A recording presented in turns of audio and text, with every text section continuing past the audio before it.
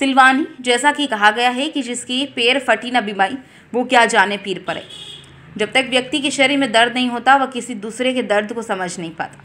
इसी का जीता जागता उदाहरण सिलवानी तहसील मुख्यालय के महज 8 किलोमीटर की दूरी पर स्थित आदिवासी बाहुल्य ग्राम ककरुआ में एक छोटा सा प्राथमिक शाला स्कूल, जहां पर पदस्थ शिक्षक हेमराज प्रजापति लगातार अपने स्कूल टाइम में बच्चों को पढ़ाने के लिए ले जाते थे और तय समय पर बच्चों को शिक्षा अध्ययन कराकर वापस अपने घर सिलवानी आ जाते थे। लेकिन उन्होंने देखा कि इस भीषण गर्मी में जब वह बच्चों को पढ़ाने के लिए विद्यालय जा रहे थे तो रास्ते में उन्हें कई बच्चे ऐसे मिले जिनके पैरों में चप्पल या जूते नहीं थे, क्योंकि ग्रामीण क्षेत्र पूरा जंगल क्षेत्र से लगा हुआ था।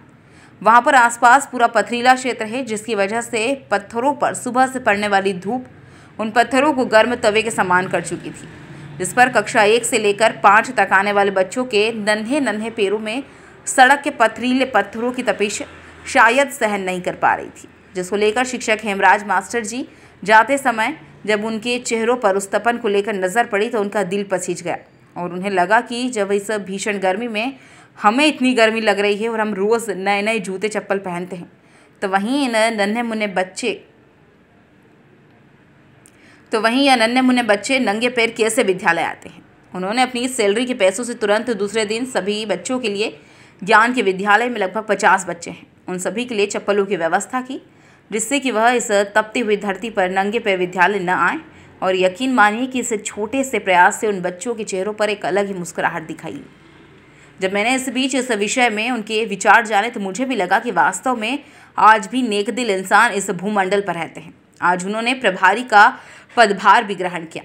उन्होंने बताया कि आने वाले समय में मैं इस स्कूल को सिलवानी ब्लॉक का नंबर 1 स्कूल बनाकर रहूँगा। आपका रानी। क्या दिया सर ने आज आपको? चप्पल। कौन कौन को दिए? सबको। क्या नाम बेटा आपका? शिवांश। हाँ। हम नंगे पैर थे इसलिए हमें सर जी ने हमें चप्पल दिला दी। किस किस को चप्पल दिलाई आपके सर ने? सब बच्चों को। हम धूम में आते थे इसलिए। तो पैर जलते थे आपके? हाँ, जलते थे।